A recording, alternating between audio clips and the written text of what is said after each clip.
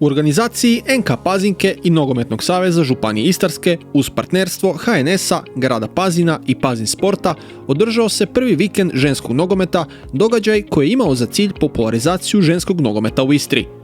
Nakon zimske malonogometne lige za mlađe dobne kategorije, nogometna organizacija Istarskog poluotoka i ovog je puta oduševila organizacijom događaja, a svakako su vrlo zadovoljni bili i treneri, stručni kadar te mlade nogometašice koje su svojim angažmanom i željom za napredak u ovom izazovnom sportu pokazale zavidnu razinu kvalitete.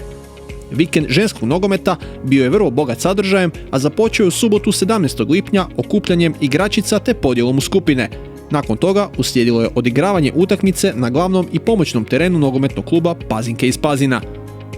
Idući dan, u nedjelju 18. lipnja, održalo se predavanje za igračice i roditelje, a predstavljanje aktualnog stanja u ženskom nogometu bilo je prezentirano od strane glavnog tajnika Istarske organizacije Robija Fonovića, Dragana Jovičića iz Pazinke, instruktora HNS-a Nenada Glušice, potom kondicijske trenerice reprezentacije Hrvatske Nine Grebenar te Helene Babić, reprezentativke Hrvatske i kapetanice Istre 1961. Završni dan također je bio predviđen i za odigravanje turnira u kojem su sudjelovale prijavljene igračice Nogometni klub Istra 1961 te škola nogometa za djevojčice Zvončar iz Rijeke. Pa evo, prvo bih pohvalila i Nogometni savez Istarske županije i sve sudionike za ovaj meetup.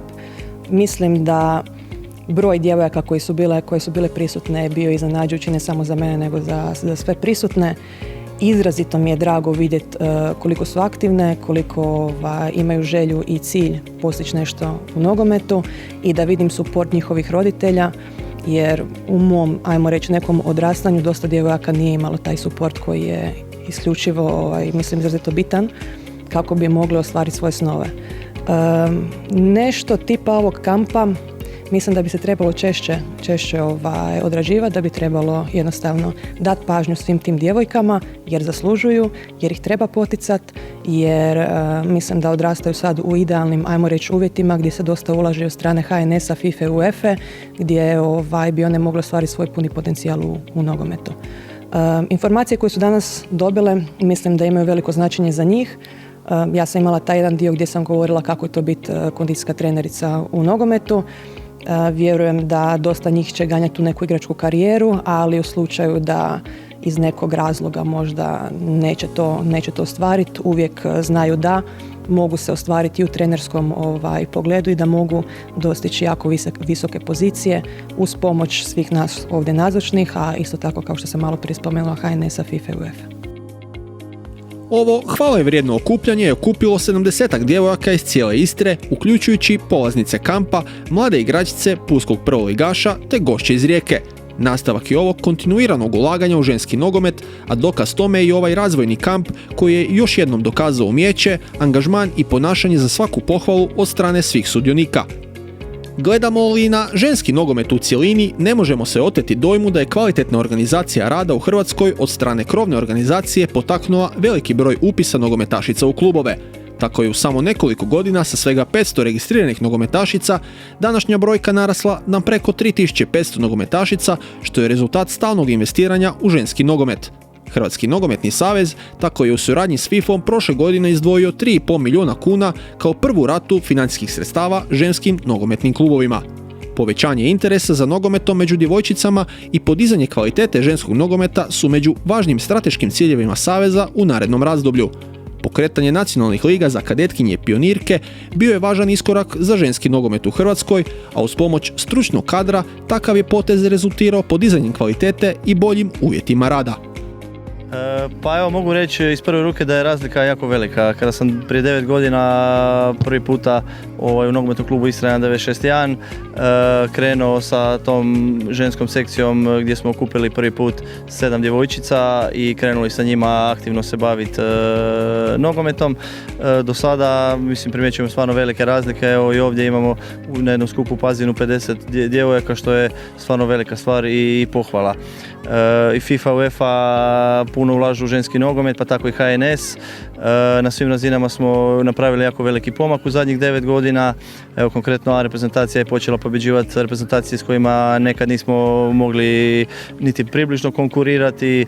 Mlađe selekcije, odnosno mlađe reprezentacije su također puno konkurentnije i pobjeđuju reprezentacije s kojima nekada nismo bili konkurentni, a i ove mlađe kategorije, evo konkretno imamo i novo oformljenu 3 godine unazad Ligu pionirka i kadetkinja, koja je stvarno unaprijedila i potaknula klubove da i bolje rade i da se što više cura uključuje u nogomet. Kažem, evo, prije 9 godina i sada možemo vidjeti stvarno veliki interes djevojčica. Mislim da nam i ovi uspjesi Hrvatske nogometne reprezentacije uvelike pomažu. Sve veći interes i po manjim klubovima, a pogotovo po ženskim klubovima gdje se upisuje jako veliki broj novih djevojčica. Ne treba stoga naglašavati kako je napredak na području ženskog nogometa iz dana u dan itekako vidljiv. Nogometni savez Županije Istarske neće stati samo na ovom projektu, već i u pripremi sumiranje dojmova s ovog okupljanja, a uvjereni smo da ćemo iduće godine imati još više razloga za zadovoljstvo i biti još ponosniji na naše nogometašice. Bez sumnje stoga možemo zaključiti kako je ovaj hvale vrijedan projekt itekako uspio. Pozitivne aktivnosti Nogometnog saveza Istarske županije na najbolji su način doprinijele edukaciji mladih nogometašica, a ovo okupljanje može predstavljati dodatan korak u poticanju njihova razvitka i pružanju podrške za sjajne uspjehe koji ih zasigurno očekuju u budućnosti. Hrvatski nogometni savez zajedno s UEFA-om izuzetno puno ulaže u ženski nogomet, mali nogomet, nogomet na pijesku i iz godine u godine to ide sve više i više i upravo zbog svega toga i zbog velikog broja ženske djece koja se želi baviti nogometom, čemu je sigurno veliko doprinos dao i uspjeh Hrvatske nogometne reprezentacije na prošlom svjetskom prvenstvu i onom prije svjetskom prvenstvu, ali i ovih dana Ligi nacija. Sigurno svaki dan sve više i više ćemo imati djevojaka u nogometu i nama je svima skupa cilj da ih što više držimo u regularnim natjecanjima, te da jednog dana iz Istre, pošto sada imamo 6 reprezentativki Hrvatske u mlađim uzrasnim kategorijama, dobijemo i prvu seniorsku reprezentativku Hrvatske u povijesti. Ženska nogometna reprezentacija Hrvatska senjorska nije u onom u top skupini reprezentacija koje nastupaju na europskim i svjetskim prvenstvima, a nalazi se u nekakvoj drugoj skupini i sada je i u tom dijelu pokrenuta Liga nacija i vrlo brzo ćemo imati prilike vidjeti utakmicu Hrvatske senjorske ženske reprezentacije u Istri. Ja se iskreno nadam već u 11. 12. mjesecu da će od 3 utakmice jedna doći na pulski stadion Aldo Drazinović, da će sve cure imati priliku vidjeti te naše najbolje nogometašice na dijelu. A što se tiče same registracije tih mladih igračica, za sada ih mi u Istri također, ukoliko ih u Hrvatskoj nekih 3000, kod nas u Istri ih je 150, 160, recimo tako, registriranih djevojaka koji igraju nogomet.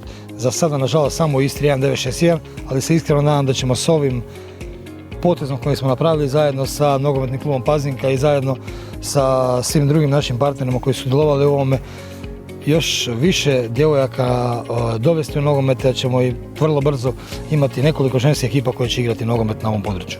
Ovaj projekt je pokrenut, to jest neka ideja krenula prije nekih otprilike 3 mjeseca kada smo vidjeli koliko da ima jako puno djevojaka koje dolaze iz drugih klubova, a ne iz Istre 1961 i ponukani činjenicom da je u Istri 1961 igračak 9 igračica, na primjer iz Labina, da neke cure dolaze iz nekih drugih centara.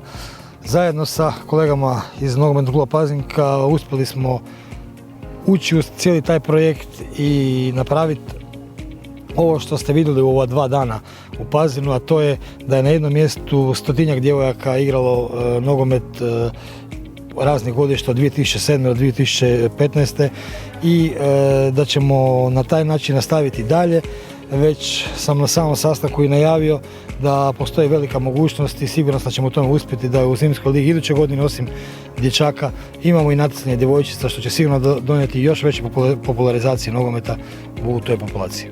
Mogu reći da sam i ja izuzetno zadovoljan kad vidim nasmiješena dječja lica koja s guštom dolaze na teren i igraju taj nogomet, i ono što su nam i roditelji rekli u nekim razgovorima i nakon jučerašnjeg treninga i prije same organizacije svega toga, svi su oduševljeni, svi su zadovoljni i mislim da na ovome nećemo stati, nego da je ovo samo pokazati da moramo krenuti dalje, kako sa dječacima, tako i sa djevojčicama. Djeca su naša budućnost i mi kao Nogometni savez prvenstveno mora raditi na promoviranju dječjeg nogometa, to jest nogometa za omladinske pogone, a o seniorima neka razmišlja malo neko drugi. Pa daljnji planovi su svakako nakon svega ovoga dati jedan izvještaj, napraviti jednu reportažu o ovim danima ženskog nogometa u Pazinu i sve to prezentirati javnosti na najbolji mogući način na koji možemo, kako bismo još više djevojaka uključili u sve to i onda polako zajedno sa klubovima, roditeljima, sa članovima izvršnog odbora krenuti u neku daljnju akciju da vidimo da li bi mogli već u nekom narednom periodu skupiti neku novu žensku ekipu koja bi okupila te igračice na jedno mjesto i da one uđu u natjecanje i igraju. Idealno bi bilo kada bi uspjeli skupiti nekakve 2 do 3 ekipe ženskih nogometašica, barem u kategoriji U11 i onda se polako okrenuti prema Primorsko-goranskoj županiji, ne napraviti nekako regionalno natjecanje i da one u biti nekakvim turnirskim sistemom pokušaju nešto odigrati, nešto više. Ukoliko to ne bude moguće, svakako ćemo te djevojke uključiti u natjecanja zajedno sa dečkima u kategoriji, barem u kategoriji U11 gdje još uvijek mogu donekle ravnopravno odigravati utakmice jer nije nekakva